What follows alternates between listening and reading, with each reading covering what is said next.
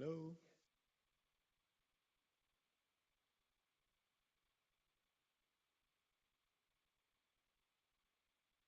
So good evening, good afternoon, good morning, depending on where you are. I hope that there are some folks from Code 1 joining as they promised. We are going now to have a ball for my Jakarta EE all hands. So basically get some updates, get some questions answered by working group members and especially by Mike. And Mike will first start with a few slides with his community update, talk about that, answer a few questions, and then he has to run off, but everyone else still stay in the room. And when we start with the official questions, then we have 5 coupons for free ebook from Manning, from my colleague Ken Finnegan, about Java microservices. And if you pose a good question, you can win one of these books, except for Wayne. That's probably why he's running away. So, Mike, take it over. All right, thank you, Heiko. So first of all, I apologize that I have to leave after 30 minutes. However, with Wayne and Tanya and Dimitri and everybody in the room, there's more than enough people here who are deeply involved to answer any questions that I'm not around for. So thank you for coming, and we think that there's a lot of really cool stuff going on. So next slide, please. So just start off with a quick introduction to the companies that are involved. And the strategic members on the left-hand side are the ones that are doing the heavy lifting here. So we have a group of companies and people that from those companies, and then also elected representatives that are very active in the steering committee, the spec committee, the marketing committee, and just generally doing an awful lot of work to get this off the ground. And so want to thank everybody, and many of you are in the room. Actually, put your hand up if you're on one of the committees involved in the working group. Right. So yeah. So you can see you have a really good cross section of people that are involved here, and so like I said, there's certainly going to be lots of people here who can answer questions. Next. So just a very quick high-level roadmap of what's going on. So we started this little adventure almost a year ago. Of course, there's a big difference. I mean, everybody in this room has been around the software industry for a long time, and you know there's a really big difference between what gets announced and then the actual reality. So the announcement, a year ago was we're moving Java EE to Eclipse. Fill in the blanks later, right? So, and we're going to talk a little bit about the scale of what that means, but but roughly what's going on at the moment is, and this is really happy to say, is we actually have a date for when we're going to ship the first release of the code that's being contributed into Eclipse Glassfish, so December 14th.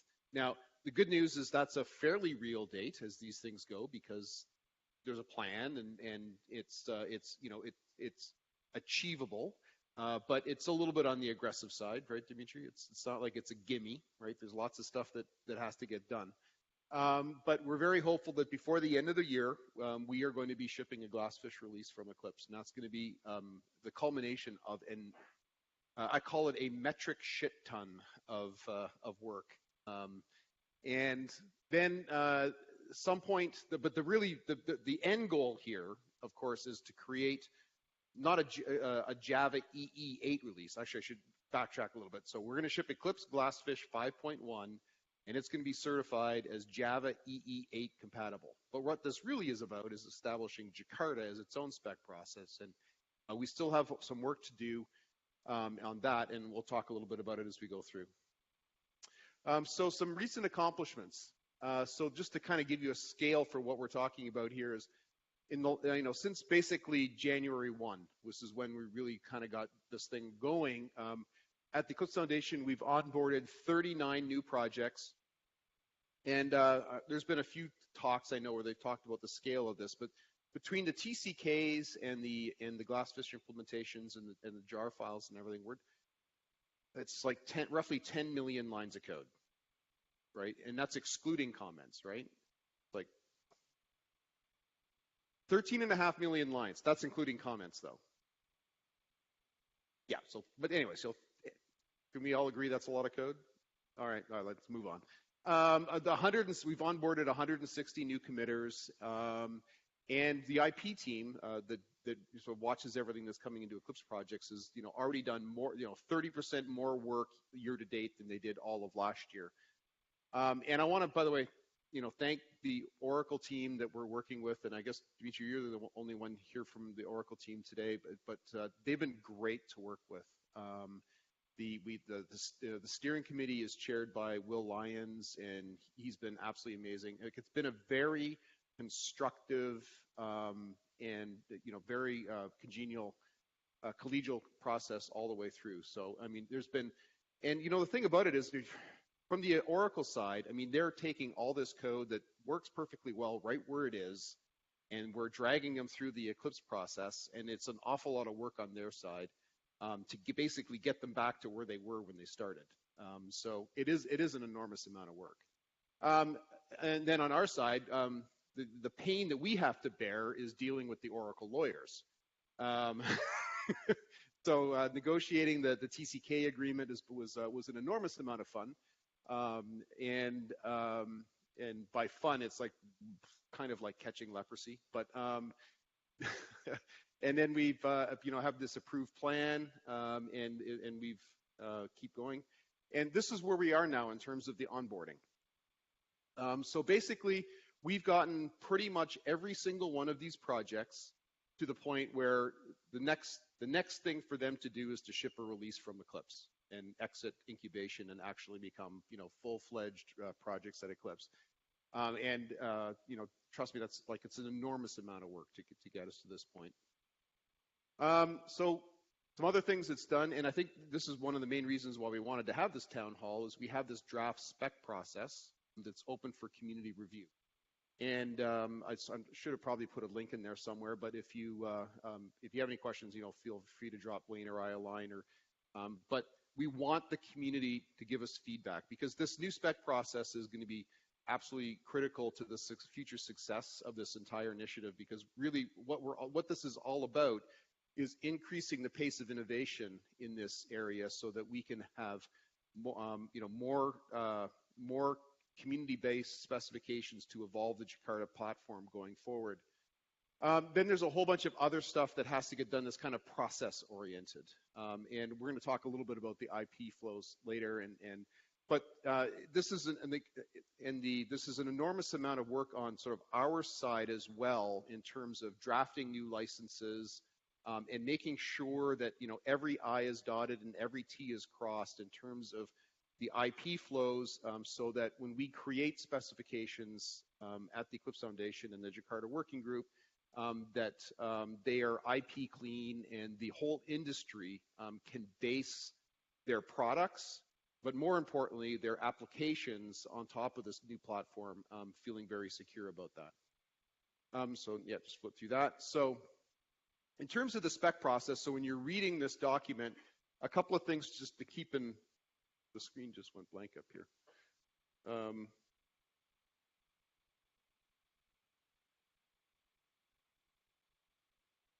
I didn't do anything, honest. Remote folks still see us. There's at least.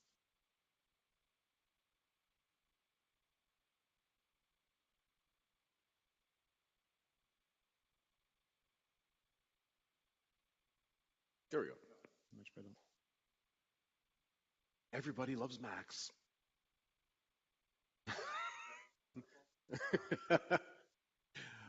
So some of the guiding principles, code first. So this is one that's near and dear to my heart, and this is the idea that the best way to innovate is to try things out first, and in particular, try things out in open source. And then so really what we want to do is get to a point where before you decide that you want to make a new spec, you have to hit two criteria. One is you have to demonstrate that you can actually build it, right? That you can build running code that does X, whatever that is. And the second, because we all seen specifications which were designed in a room that theoretically could be implemented, but why would you ever do it that way? You know, there's all kinds of examples from that right in Java EE. So that's the first criteria. The second criteria is that somebody cares, right? We've also seen code and specs, for that matter, where people do things and nobody actually cares. So what we want to get to is the idea, we're doing this right now with the JNoSQL project, where they've got working code, they've demonstrated that people actually are willing to use it. Now it's time to actually start doing a spec. And I really think that those two criteria are important. You know, you can build it and that people care. No more spec lead. So the JCP process, for those that know it well, knows that the way that the process works is that each spec has a spec lead, which is a company, and 99 times out of 100, that company is Oracle. And all the contributions go to the spec lead, and then the spec lead licenses the spec out to the world. And so the way that this is going to work at Eclipse is contributions are licensed from the contributor to the consumers directly. And the Eclipse Foundation itself doesn't acquire any IP rights, and there's no special role for any particular company. So it's a much more vendor neutral approach. We're going to run the specs as open source projects. So basically, if you read the spec process, what you'll see is that it's basically like a specialization of the Eclipse development process. So we've had this development process at Eclipse that's performed well as an open source community process for many, many years. Let's just basically add the little bit that we need to make it apply for specs. The JCP had this notion of reference implementations, which is a perfectly fine idea. And the reference implementations were normative. What that means is if the spec was ambiguous, if the TCK didn't test something, then the reference implementation told you how you were supposed to do something. And so instead of that approach, this process is going to have the notion of compatible implementations, and there must be at least one under an open source license before you can declare the spec final. But it's not that there's a special reference implementation that is normative. So that's actually quite different. The process of certification is going to be self-certification, but don't forget the TCKs are going to be open source, and all of your certification results are going to be published publicly. So it's going to be a very different certification process and TCK process than what we've had with Java EE in the past. And in particular, up until very recently, the TCKs were not only closed source, they were proprietary and highly confidential, right? If you wanted to get the Java EE TCK, a license to the Java EE TCKs, you had to sign a non-disclosure with Oracle just to get a copy of the contract, right? But I mean, that's how confidential this stuff was. And so we're going to go from one very extreme position to here it is. And I think there's going to be a very different dynamic now that the TCKs are open source, because if somebody thinks a test is bogus, you can have a conversation about that in a public forum, which is a very, very different dynamic than the way it's happened in the past. And then, if you're compatible, you can get the brand through a trademark license. And by the way, you will have to be a member of the Eclipse Foundation. There's no licensing fees, there's no royalties, but you do have to be a member. And so a little bit on the background on the IP flows is that we have to change. Well, I mentioned earlier that we have to change a whole bunch of documents or write a whole bunch of documents. So what are we changing and why are we changing them, and why is this important for people that are involved in Eclipse? So Eclipse has always had this symmetrical outbound licensing model. That's the way we've always worked. And the default license is the EPL, which is actually a copyleft license. Next slide. So the problem statement is we want to have a spec process. We want to do code first. So we want to be able to allow people to build stuff in EPL license projects. It gets a little bit easier if it's Apache or BSD license, but we have to also support our own license. And some lawyers, I don't know how much time you've spent with lawyers, but basically the lawyers get paid a lot of money to think about everything that could possibly ever go wrong, right? That's what lawyers do. That's why there's so much fun at parties. So some lawyers had reservations about, hey, if we take code from an EPL license and it's copyleft, can we actually put that into a spec? So what we're going to be doing is we're going to be updating the Eclipse contributor agreements, the committer agreements, our terms of use, to basically say, hey, if you contribute code to Eclipse and we decide to put that in a spec, you're okay with that. Now, we don't think this is controversial at all. If you're contributing code to an open community, the idea that somebody might want to, write a spec from that should not be. We don't think that should be a controversial statement. By that last bullet, I probably should have deleted for this point. But we also have to update these agreements anyways to get some GDPR-related stuff in there because of privacy regulations. And so that's the update that I have, and I'm happy to throw it open to questions at this point. So I have a microphone here for questions. There are also two folks at the moment remote that can also ask questions, but here goes the first one. Thank you. I have a question about the TCK. I've read that the TCK in its current form is a kind of monolith, not split according the different specifications. Yep. So is it still the case? Is there a plan to change that? So is it still the case? Yes. The TCK was contributed by Oracle, and it is a monolith. Not only, it's even worse than that, actually, because not only is it a monolith, the testing harness that it runs in predates JUnit 1.0, right? So it's, not only is it a monolith, the framework, the testing framework itself is, really old, like almost as old as I am.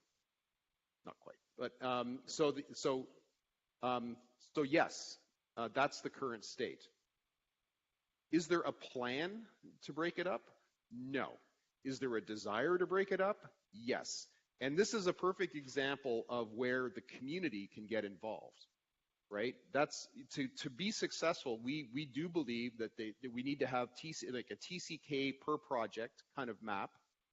And in my rich fantasy life, we actually use a modern test harness and move the test to something new. Both of those by themselves are enormous jobs. And we are going to need help from everybody to make that possible, right? Does that make,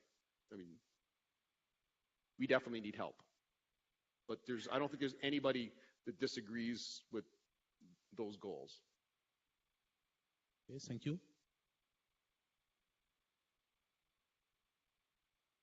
More questions? And let me start one. Okay. Okay, yes. So the old Java EE specification had some promise in it to be backward compatible all the time. We haven't talked anything about that, and I also find that there was good, but there was also bad things with that hindered innovation in the specification. So what's your thought about backwards compatibility when going forward with this? So the first point is that's not my decision. I am not the boss of you. Or anybody else. So the role of the Eclipse Foundation, you have to remember, the Eclipse Foundation is not a vendor, right? Our job here is not to tell people what to do. So that's going to be a decision of the Spec committee and the, however we decide to basically guide the architecture going forward. My personal opinion is that, being backwards compatible forever is not a great idea for any technology, and this technology is starting to approach 20 years of age. And so starting to actually, there is a deprecation process. There has been in the past. It just didn't get used a lot. And so I think that there's an opportunity to actually make use of the deprecation policies that were there. The culture at the Eclipse Foundation itself, if you look at the Eclipse IDE, right, we take, even though we didn't have a formal spec process at Eclipse, we take backwards compatibility very seriously, right? You can still run plugins on the Eclipse IDE that were written, quite a few years ago. So it's not, we don't want to sort of open the floodgates to, anybody can change anything and completely break backwards compatibility, but there has to be some kind of give and take. But actually, folks like Dimitri and Kevin probably have more to say about this than I do. Once you give So Dimitri, wait a second. I pass the microphone. Here, that some time ago, PMC came out with technical vision for E4J project, And basically the things you are mentioning are covered there. So we would like to embrace innovations, right, and keep backwards compatibility. But we also would like to remove some older stuff which is actually not needed, right? So don't worry about backwards compatibility. I think Java EE is all about backwards compatibility, and I hope that Jakarta EE is going to be the same. But we definitely want to do a little bit of cleanup, right, and remove some unnecessary parts. Unnecessary is the keyword here, right? So finish. Yeah, and there's also I think there's another possibility too, which is around maybe creating not a huge number, but maybe a few more profiles that match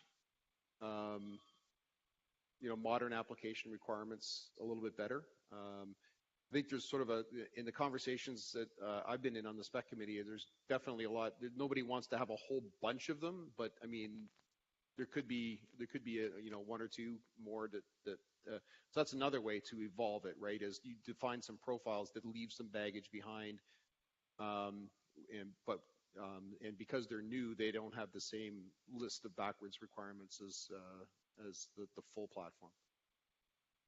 As you mentioned profiles, there is another Eclipse project called Microprofile. What's your take on that with respect to Jakarta and the future of Jakarta? So are you asking my personal opinion, or you can mark that as personal opinion, and afterwards the official. The first thing to say is Eclipse Microprofile is a open source project at Eclipse that published some specifications, and that community and that project will make their own decisions, right? It's not there. My job is not to go and boss people around, right? So they're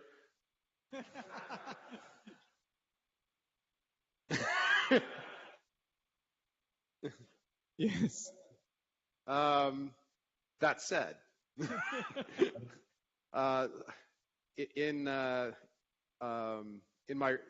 I think that Microprofile was originally created because the pace of innovation in Java EE wasn't keeping up. That was the original raison d'etre for Microprofile. We now have in a situation where it's been around for a year and a half and a little bit more. It's gotten quite successful.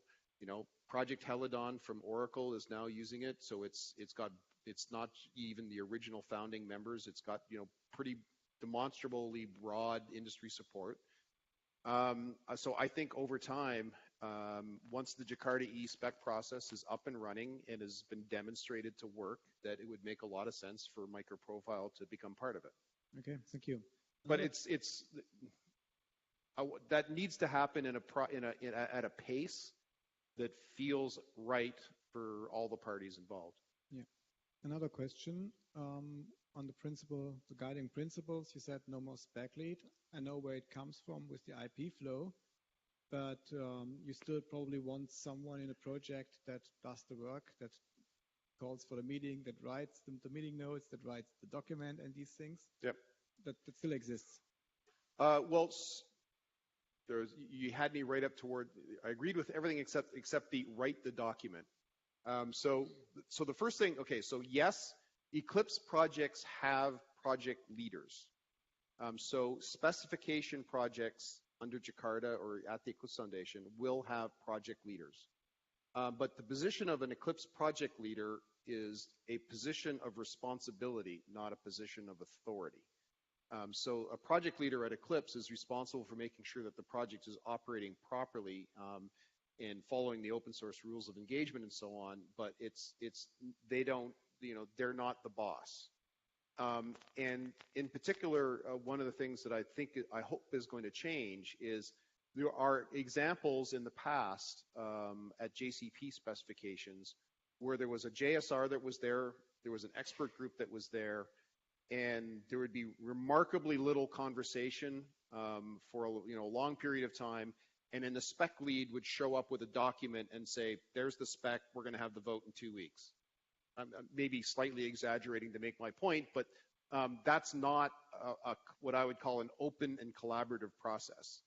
So in the Eclipse specification process, the expectation is that it's a group of people working together, and everyone is a committer.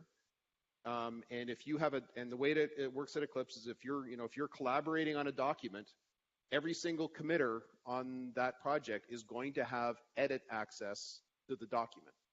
Now, the interesting thing about that is, of course, if you think about it, what does that mean? Well, one thing it means is you're going to have more conflict. But the conflict is going to be open. It's going to be discussed. And ultimately, there's going to have to be perhaps some arbitration, but it's going to be a much more collaborative process than what we had at the JCP. And that's got some good things about it and perhaps some bad things about it, but that's definitely the way we want to go. Yeah, my wording with writing was a bit bad, but rather like getting ahead, dragging the crowd along. Sure. And get the work done. Pretty much everybody in this room has been a leader in some way in an open source project, and the metaphor about herding cats, right? We've all heard it, we've all lived it, right? That's I think the way it's going to be. So, more questions? Otherwise, I would ask Steve from Payara as one of the expert group or working group members to voice his view of the world. It could be a long discussion, couldn't it? My view of the Jakarta world is essentially we will drive innovation by collaborating on APIs, and that will mean everybody working together and then competing the hell out of each other on the runtime. So my job is to beat these guys' runtimes and performance and operational management and scalability and all those things, and that combination of collaboration to get clean APIs for developers and competition on efficiency and product is obviously, I think, the best of both worlds. That's what drove Java EE originally, and I think we can get back to driving that again in the future. And related to that, with the opening up of all the specifications and the licensing, which us as an open source player that isn't a licensee, I'm very happy with all the licenses that are there, that they're very, very open. I'd hope to see sort of new up-and-coming people coming to challenge us, really, new implementations. What I hope to see. Yeah, well, don't forget, there hasn't been a lot of new vendors entering the Java EE marketplace for quite a few years, right? There is at least the possibility that by lowering the barriers to entry, that we will see other entrants. If you take micropro, for example, there are a lot of microprofile implementations, not just from the user successes. Yeah. So Mike, you have to leave, I think. So we can now. But like Tanya's here, Wayne's here. You've got a whole bunch of people from the various committees. Just because I'm not here doesn't mean that there's probably better answers sitting here quietly than mine. So, but thank you very much for coming, and I hope this was helpful. Thank you for coming. And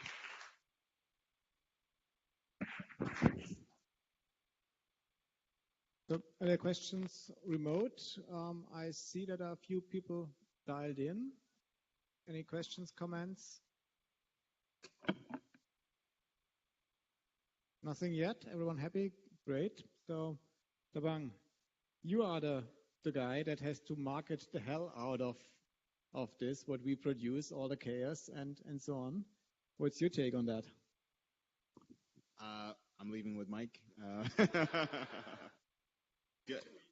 think there's an opportunity for us to continue to collaborate. In fact, what we do as a marketing committee, you may not be aware, but just as in as much as we have a steering committee, spec committee, we also have a marketing committee. And we get together on a weekly basis to discuss essentially the strategies and tactics that will allow us to achieve the goals that we've agreed upon. Namely, first and foremost, in alignment with the working group goals, we want to drive the awareness and adoption of Jakarta EE technologies. We want to engage the developer communities as they may be. We want to position Jakarta EE as the future of cloud native application development in an enterprise context. So we have some ambitious and lofty goals. Certainly that's something that we would agree to, but the fact is we're working collectively together, and there's representation from each of the strategic members on that marketing committee. And so far so good. I mean, I think one of the challenges that we've experienced is that, and I think as other folks have probably spoken to, I joined late here, but as we've been challenged to provide the necessary updates that so many people are hungry for, right? So we haven't been able to give news because there hasn't been much news. But as of late, you will have seen a number of blogs come out over the last few days that we've been steadily increasing the cadence, the frequency of announcements, and we're looking forward on December 14th to making an announcement with respect to the certification of Glassfish 5.1. So, does that answer the question? Okay, sorry. All right, thanks. Thanks a lot. Didn't know that you also have to run. So, Cesar, you are also on the marketing committee. Do you have anything to add? Yes, I mean, we do meet on a regular basis, and just wanted to echo what Tabank said. Thank you. That, yeah, so we have a series of tasks that we're executing, one of them being the blog post, for example. And among other topics, I mean, there are short-term items and long-term items. Jakarta 1 was another long-term item. We were thinking about having a Jakarta 1 conference next year, but we've postponed that until 2020. So next year we're looking at probably having virtual conferences for Jakarta 1. That's just one example of the many things that we've been talking and discussing during the calls. So I know that Jan, he's on the IJAC, which is a community or an association of German Java user groups. So what can Java user groups, be the German ones or the IJAC as the overarching or also international Java user groups do to help here? Jan, do you have an idea? There are things we actually planning to do for the German-speaking people, organizing a roadshow with giving Eclipse Foundation background to the new process, and then a combined session with some technical aspect from micro-profile specs or Jakarta EE specs. That was in the planning phase. And on the community day on Monday, we had some sort of test run of that concept. But it would be a usual evening talk on a JAC that was planned. But let us know if we can do something. Of course, it would be nice to have you as the Eclipse Foundation at JavaLand, our big conference, especially for the networking aspects. That might be a good idea, I think. And we also already planned a community event because JavaLand has an official program and a community program which is driven by the Java user groups themselves. And there's a Jakarta EE session already planned. And if you have ideas or want to contribute on that aspect, you're very welcome. And I have another question regarding the specification process. Mike mentioned there's a way every specification group member has write access to the document. How you plan that? A Google document, or what is it with a doc as code approach? Can you answer that, Wayne?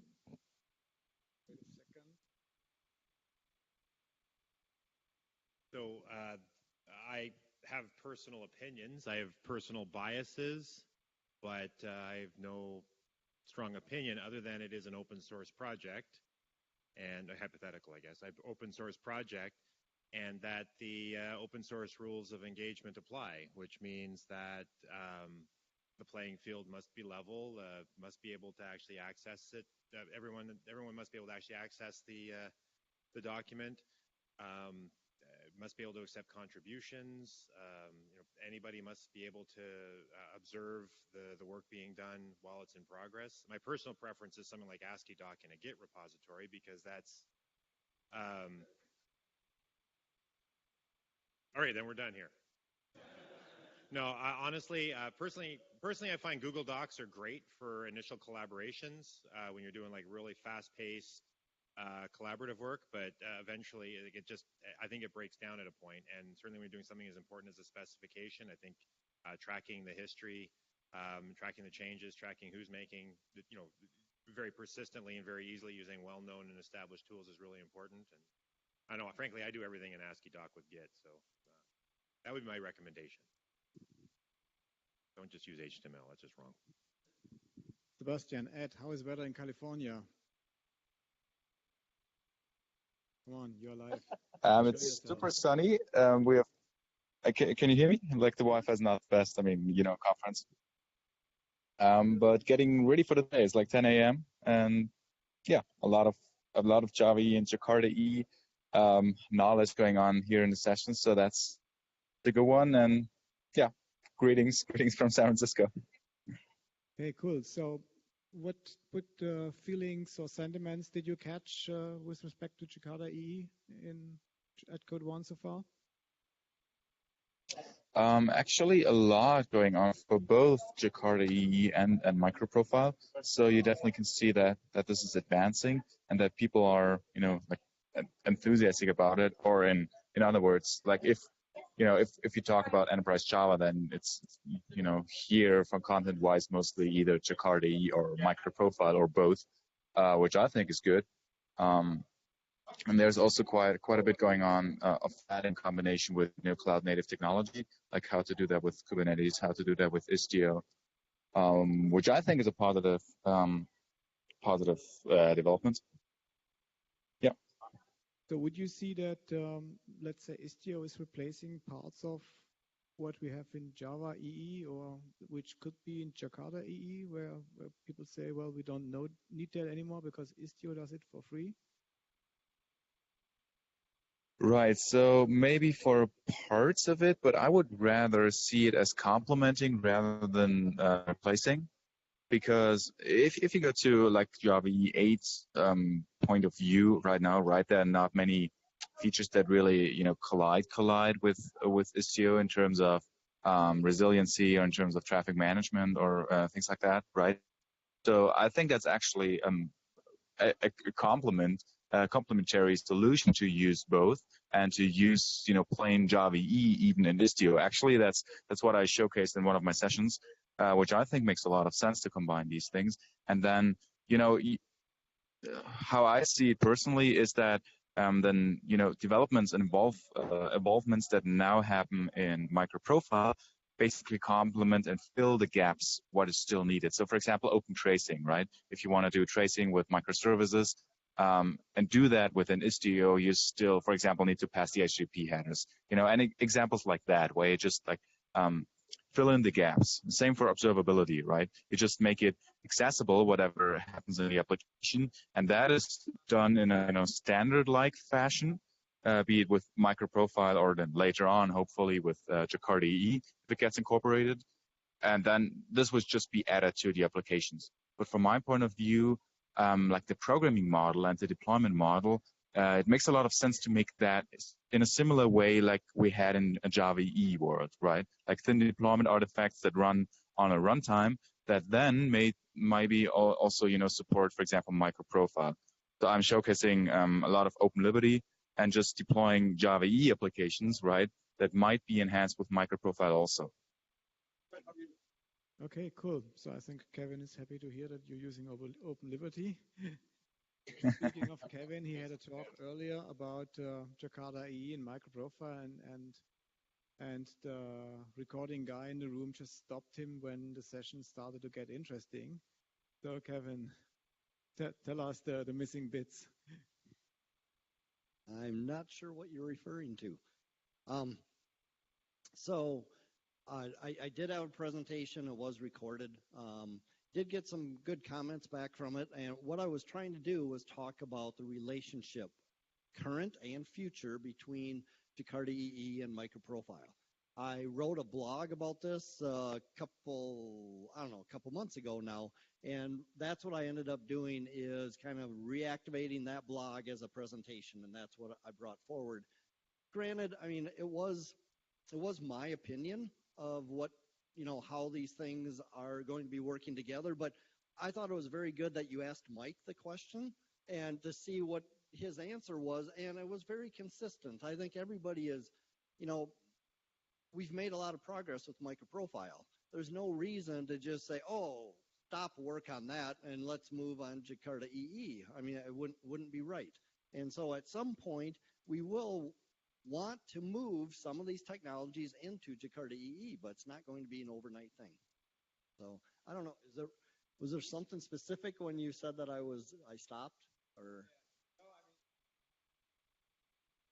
It felt like it's a bit of a cliffhanger. So you presented both, so the two projects, and then there was a cliffhanger, like what now? But obviously no one has the answer yet, so it has to be a cliffhanger. I personally think also that at some point in time it makes a lot of sense to sort of merge microprofile into Jakarta EE and have that, let's say, as an incubator, where we can keep the speed of innovation as in microprofile with the possibility to break things if we find out it doesn't work for our users. So we change an API, or we change semantics or whatnot. And then after a few releases, when we say, okay, now it's stable, it's only minor corrections, then it's promoted to standard, spec, final, whatever it's called, and then going in the, let's say, slower Jakarta, or slower but more stable Jakarta track. Dimitri, you're a bit smiling. Why is that? Just because I'm happy. Smiling because it's so quite nice to be here, so I'm happy when I'm smiling. So I think it was much worse if I was not smiling, right? So sleeping, or like be sad or whatever. So but I'm smiling, it means that I like it, right? And that's good. So I actually agree with everything that was said, right? That microprofile is really doing a good job in making APIs, making specifications, which is really needed for microservices development, for cloud development. And this is one of the reasons why we are supporting these APIs in Project Helidon. Right? So we're supporting 1.1 APIs at the moment. We are supporting almost 1.2 APIs. So we're missing only I said I'm happy. JWT auth. This is only one missing, and when we do it, we will declare that we support 1.2. So microprofile is really doing a great work, right?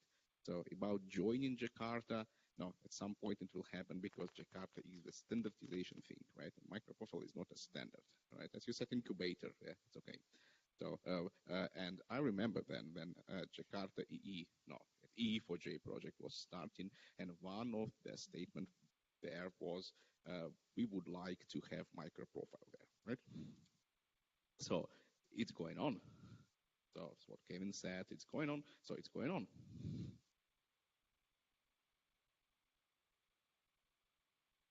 Yeah, I'm coming. I'm Mike Nicola with Fujitsu, and anyway, the challenge that we see for Jakarta EE is cadence. Okay, that was the downfall of Java. Okay, nobody ever had a problem with Java. They got multi-millions of users, but when Java releases started stretching out, okay, then the language, the customers found other ways to get things done to keep their technologies current. There was 2 years from Java EE 7 to Java EE 8. Okay, we cannot allow that to be the situation for Jakarta. Oracle has addressed the Java SE thing by taking and announcing 6-month release cycles for SE. Microprofile, I believe, is moving into a 3 times a year release cycle with fixed dates for theirs. 6 months anyway, not dates particularly.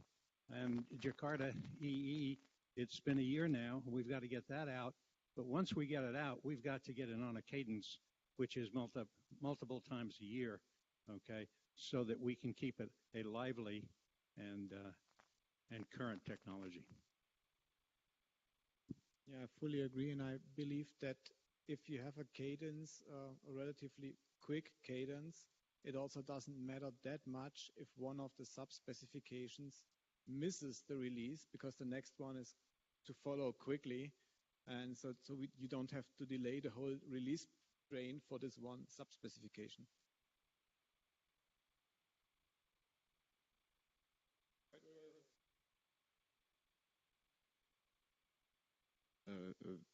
I would like to mention that technical vision document again.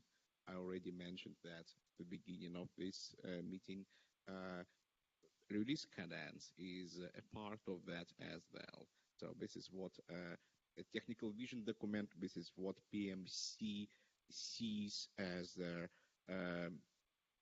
technical direction, which let's say put this way, E4J project will take. And release cadence was one of the bullets there. So faster, better. There is a link to this document, there is a link to this document somewhere on the Eclipse website. So if you are really interested in what else is there, you can find it on E4J official website, I suppose. So we have been talking about the working groups and PMC and EE4J and so on. For those who are not that familiar with it, perhaps who listen to the recording later, Wayne, could you give a quick overview what these individual things are and what they mean? Okay. First off, I guess I should point out that the Eclipse Foundation has been doing a simultaneous release now of like 80 projects. Very long time. So like, I'm in, let's go. And we've just recently switched to doing the simultaneous release we've been doing for a decade, more than a decade now, to doing it 4 times a year. So anyway, keen on that. So some of the terms, PMC, Project Management Committee, is that the level you'd asked? Okay, so PMCs are a project level construct. So we have a notion of a top level project that provides governance and oversight, and they do things like they're part of the intellectual property processing process for the projects under their umbrella. So the top level project organizes a collection of open source projects. And again, provides basically they're the primary first level of governance for that, of governance and management for that project. Pardon me. Within a project, we have committers. Committers are the individuals who have the ability to actually make contributions. A project has a project lead. Project lead's more of less about power, more about responsibility. Project leads are the primary interface between the project and, well, me. I represent, I'm basically the front door, I guess, of the EMO, which is the Eclipse Management Organization. The Eclipse Management Organization is actually comprised of the Eclipse Architecture Council, the Eclipse Planning Council, the staff of the Eclipse Foundation, and the executive director, of course. And I act as the face of that for projects. So everything I've said right now is really all about collaborating, developers collaborating together. So committers work with contributors, managing contributions to projects, that sort of thing. Again, that's all about developers collaborating.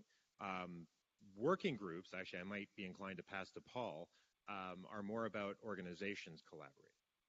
And I think with that, I will try not to stumble through an answer, and I'll send it to the expert. Where expert means I know a little bit more than you, right? Is that how that goes? So working groups are a construct that we've added to the Eclipse Foundation to essentially allow businesses to define the governance rules for how they interact with each other. So in the same way that projects are fairly well understood, we have an Eclipse development process, and all that Wayne said about the PMC defines how that's done at the software level. But for this to work, the companies that are working together also need to have similar rules for how they engage, who's permitted to do what, who's expected to do what, and so on. And so at a very simple level, a working group is just an agreement amongst those companies who are participating in how they're going to engage. And so the basic tool that we use for describing that is the working group charter. So projects have a charter, PMC has a charter, the top level project has a charter, and so a working group has a charter. So if you go to the Jakarta EE website, you'll find a link there to the charter, and it defines how each of those companies are going to interact. And so through that charter, we've talked already about the steering committee and the spec committee and the marketing committee and so on. Well, all of those constructs are defined within the charter, and what their obligations are also defined in the charter. And so we also define, the various levels of participation. So we talk about the strategic members, and you've heard a lot about their activity, but there's also 15 or so participant member companies who are involved in this, and they have a role to play within the working group as well, rights, obligations, and so on. We also have committer members. So Eclipse has this very, we think, fairly unique idea that our committers are also part of the overall foundation, right? So in the same way that member companies participate and are part of the overall agreement with each other, committers also have that right. And so all of those constructs are defined within the working group. And so the relationship between the working group, and in this case the Jakarta working group, and those projects is in many ways orthogonal, right? It's not that the working groups tell the projects you have to do this, and it's not like the projects can tell the working groups this is what has to happen. It is, we think, a very pragmatic approach to recognizing that there are business interests and the business of Jakarta needs to get done, right? We need to promote the brand. We need to work on these specifications, define the rules for how that engages, the IP flows. All of those things are in many ways business issues. And so that influences the projects, but it doesn't necessarily control it. And vice versa, right? The things that the projects are doing, they are independent. They have the rights to do certain things. They can act in the best interest of the project, and the committers are those who make the decisions within the project. But there is a reality that the business interests play a role. And so it is not a hard and fast one governs the other. It's just each of them does their things recognizing the other side exists and being responsive to those, and our experience has been that actually works very well. What happens if you can't resolve things? Well, we actually tried to define in the guidelines, in the charter, and ultimately in our bylaws in terms of where the final decisions lie. But Mike, if he were here, would be telling you in his 14 years or so running the foundation, we've never really had to get to, there's a dispute that couldn't be solved. So we find it a very pragmatic approach that actually is pretty successful. So that's probably a longer-winded tutorial, but just the same, it's a question that we come across very often, and it's not an easy thing to explain. But that in a nutshell is what we're all about. So going back to marketing again, I think Stephanie, she's running the newsletter and some webinars about stuff. So if someone on the screen at home now thinks, oh, that's a good idea, I want to write something or even present something, what could they do? Email me is the simplest approach, I suppose. So essentially, what I do is, like he said, runs the newsletter currently.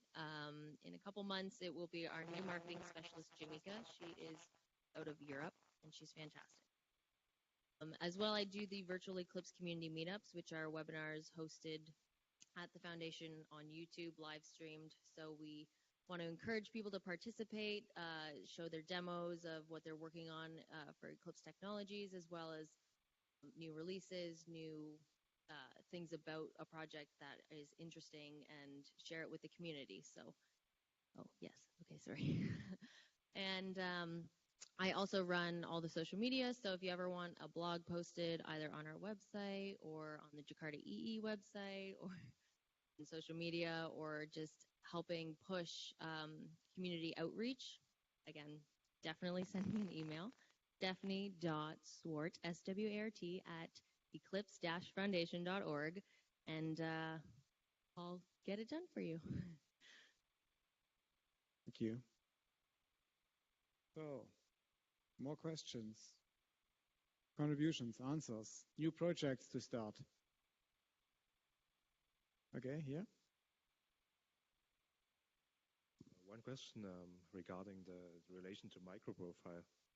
What I noticed is microprofile started out as a framework supporting microservices, but I also noticed that a lot of the things which are in there could also apply to standard enterprise applications, and even the vendors are kind of supporting, both things. Like you see it at Open Liberty, you see it at Red Hat with Wi-Fi or Tontale. And now we are doing it back to the normal application service. And is something like this plan that you see that you integrate more of this framework parts? Like recently it was configuration, for example, for Wildfly as well, which was integrated. And I think a lot of the things like thesis thing would be the REST client, and maybe some other things like traceability could also apply to normal web applications.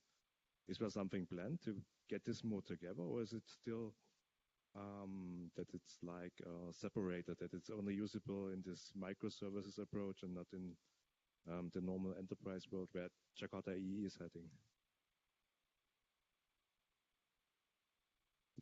Yeah, I give it to Kevin, and I'll probably also add a line or two afterwards. Yeah, because I think it applies to any vendor. If I understand the question correctly, you're seeing some advantages to the microprofile components or pieces of the programming model, and how could it apply to an application server in general? And I think that's what we're seeing. And you mentioned Open Liberty, or the WebSphere Liberty, and that is an example. It's not that the micro profile doesn't mean you have to have a micro application server, so you can build upon it. I was talking with someone this week. Is he? Nope. Because he was asking me, he said, how come you don't have a persistence layer defined for microprofile? And it has been brought up. We've talked about it with the community, and it's basically because not one size fits all. So maybe some microservices need relational databases, some need NoSQL, maybe some just a distributed caching network is sufficient. And so it's not that we are just trying to limit the components of microprofile, that's all that you would ever need, but you may need other aspects of an application server to solve the problems that you're looking for. So I know that Wildfly or Thorntail is in the same boat. So. Yeah, so I mean, we started with the whole microprofile effort on what was called Wildfly Swarm, which is now Thorntail, and then we have just seen that things are working nicely, like the configuration API, which is also now a JSR, so that others had the same idea, right? So we said for plain wildfly, why should we not just take that and have a unified approach so that we can use that all over the place because it makes sense, and use these additional config sources like reading from a Kubernetes config map and make it available to all these products. Or talking of observability, which is monitoring, tracing, and so on. I mean, monitoring is a bit of a pet peeve of mine, right? But we have done that work in microprofile. There is still more work to be done, but it has shown successful. It's working. It's finally a unified way of getting monitoring data out of the server. I mean, yes, there is JMX, but this always had its own specialties. And then there is also, the world has evolved with monitoring systems like Prometheus or InfluxDB that did not exist at a time where JMX was a thing for reading of data, right? So we also said, well, it's working nicely in Thorntail, so why don't we just use it in Wildfly where we have the same need, right?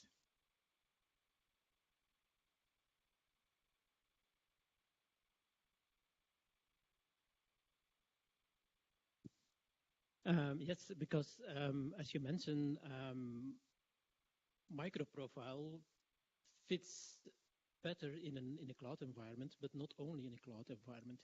There are a lot of use cases for all those microprofile specs for regular Java EE applications, which are not yet standardized like the config.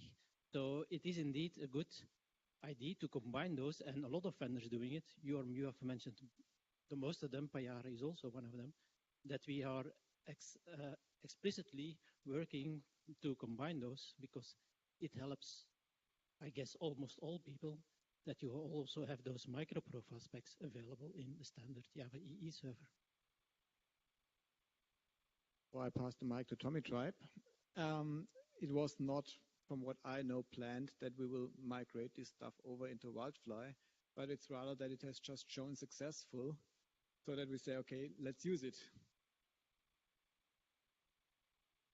Yeah, but I'd echo that. It's you know, these technologies are obviously useful in minimal application servers, but also in your sort of full-blown application servers as well. So it's not a surprise and quite encouraging to see these features making their way to the larger application servers as well.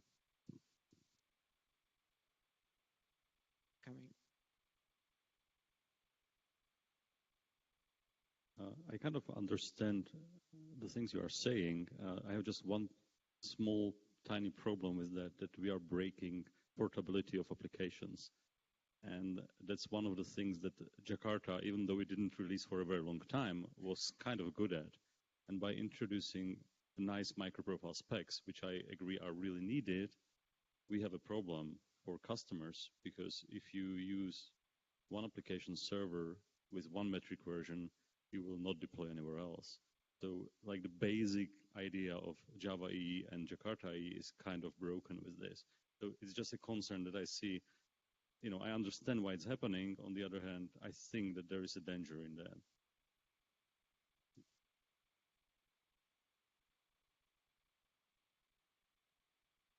I mean, microprofile started with the premise of being able to make these breaking changes. This is also when I gave my name before on microprofile within Jakarta EE to say it's more like an incubator. And I totally value what you say, and having a stable API over years or stable metric output and all these things. It's also a bit problematic because very often you can only get feedback if people really use it in real scenarios, and then they figure out what works, what doesn't work, and give you feedback, and then you improve on it. And it's at the worst case, it may mean that you need to break compatibility. Yeah, I come.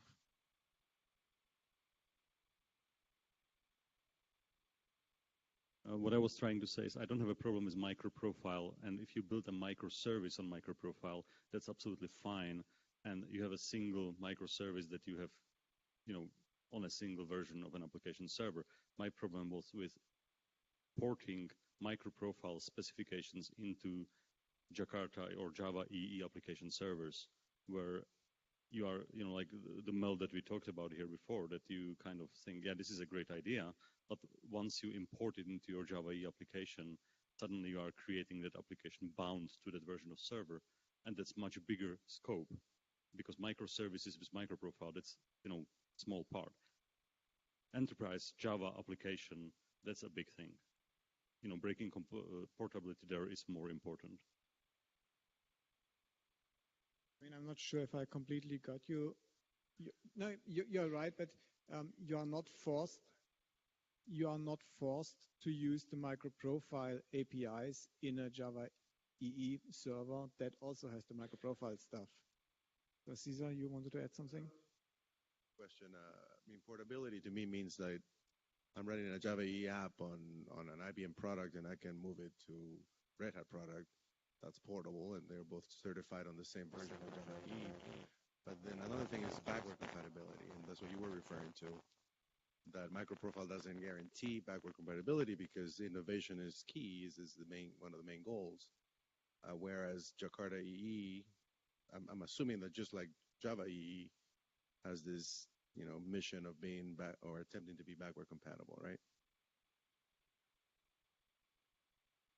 So I have a question. In Jakarta EE or Java EE, we have the TCK that ensures portability. So in microprofile, is there also one TCK per specification? Yeah?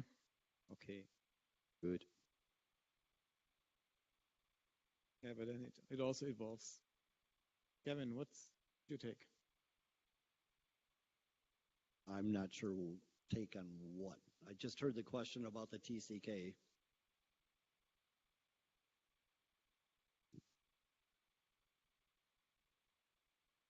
Sorry, I'm drawing a blank. I mean, I know we've kind of talked about it.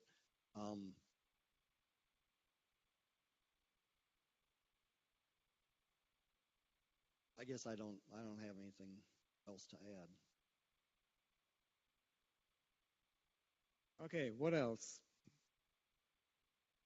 Someone online? I saw someone called Ed, probably Ed Burns. No? Everyone still sleeping in California? No? Probably at some sessions at Code One. Not having nice beer because it's so early for them. Sorry. Yes, there's a question. Another question in another domain. Currently, according to my observation, the developers' attention is on cloud platform, and in particular on Kubernetes and Docker. Their attention is there for the moment. And I have observed that it is very difficult to present them and to gain attention on Jakarta EE and even microprofile because their focus is in another place. So they have, for instance, they use other frameworks. There are well-established framework for cloud-native applications, and I wonder how to address. I observe a gap between this kind of event. We all know Jakarta EE, microprofile, we are more or less involved. But if you participate to local JUG or in cities or meeting in organizations, it's very much difficult because, okay, people, most of them are using Spring or Node.js or whatever.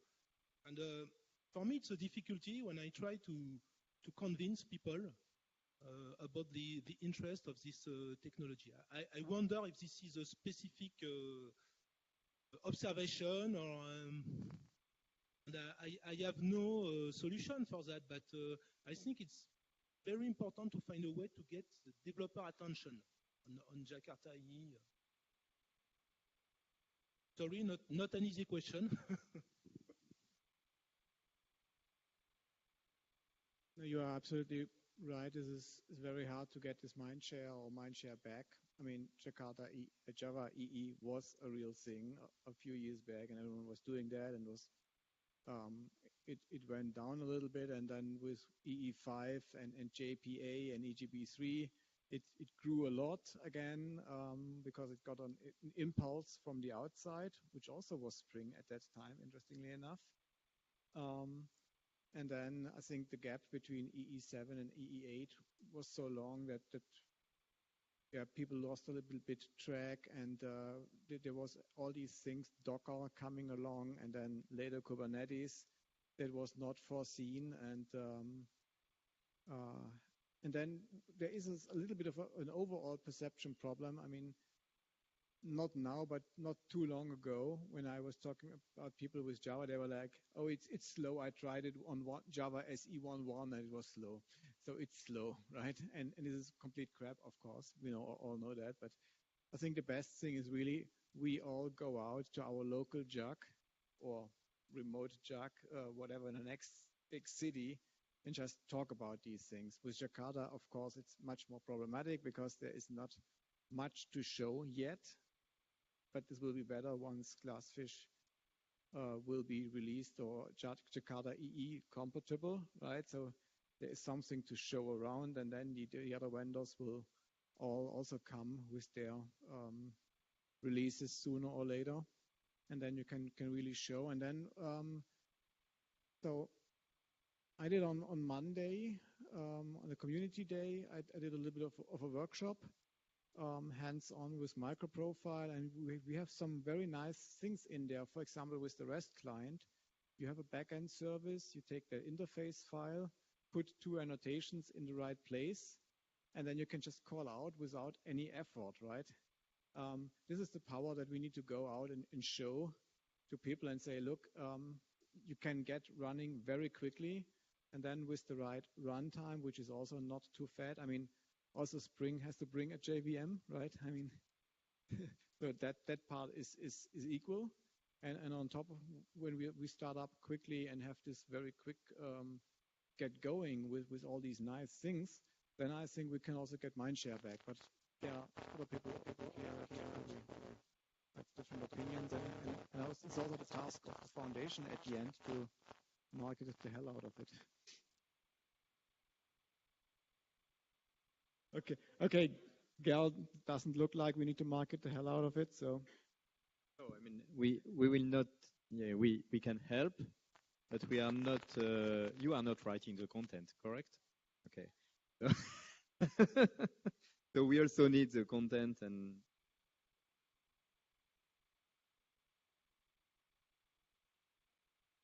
One thing that would help is the experience of getting started, right, with microprofile, and we are on it. We're working on it right now, and Rudy is right here, and I'm sorry, one too many beers. He's put together a wizard-driven user experience to basically you can navigate through a couple of windows and select what microprofile API you want, and also select the implementation that you want, and it'll generate a set of artifacts that you can basically in sample code for you to get started. And we're going to be calling that start.microprofile.io, and that's in the works already. The merge happened already, right?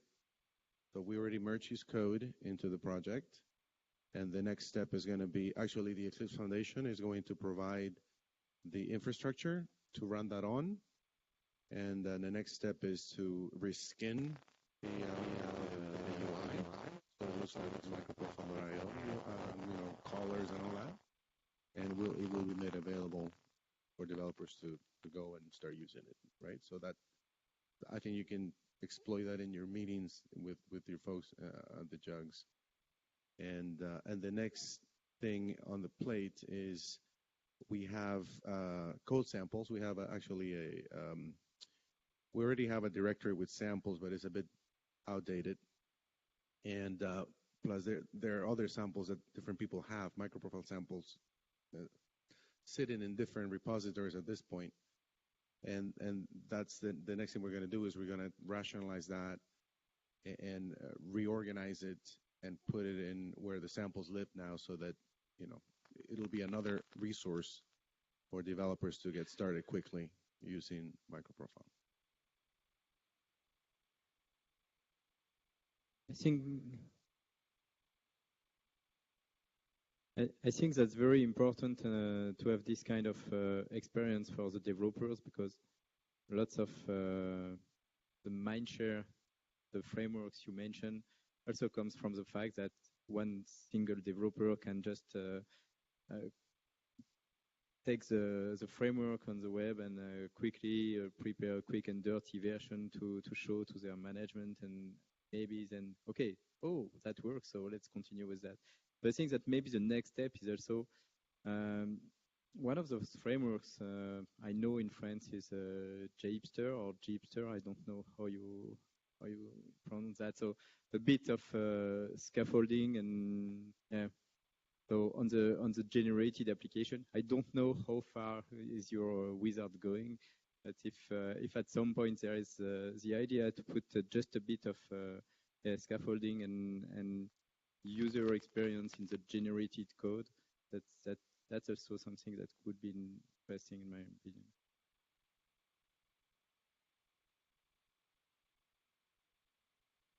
Two options are interesting: the ability to quickly start a project and to showcase something.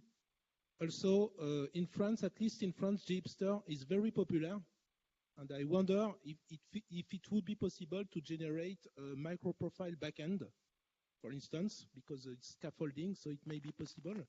And Jeepster is adopted by many, many developers because it enables to start a web project very quickly. So this is a suggestion I had also in mind. We didn't discuss before, but I fully agree.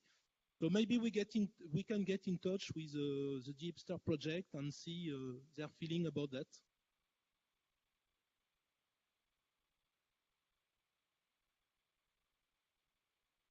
The other interesting aspect, but I'm not yet completely sure if it's an advantage or a burden, is that once people start using Jakarta EE again, they can also reuse their previous knowledge of Java EE, because there are still parts left from that time that they can still use, like JPA for persistence, for example.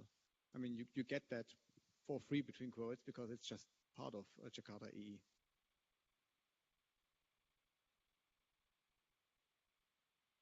Anything else?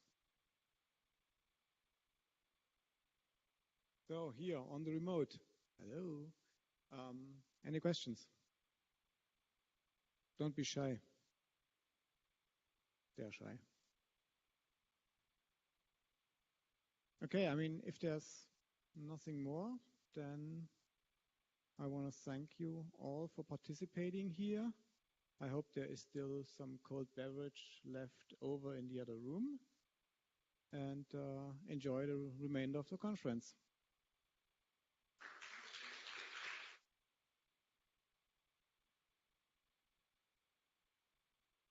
And just to say, everyone, I need to recognize the fabulous emceeing from Heiko and keeping you all engaged. And thank you for the feedback. And of course, please find a way to participate into the Jakarta EE world and spread the news, engage developers, and keep in touch. Okay, thanks, Heiko, and thank you, Jan.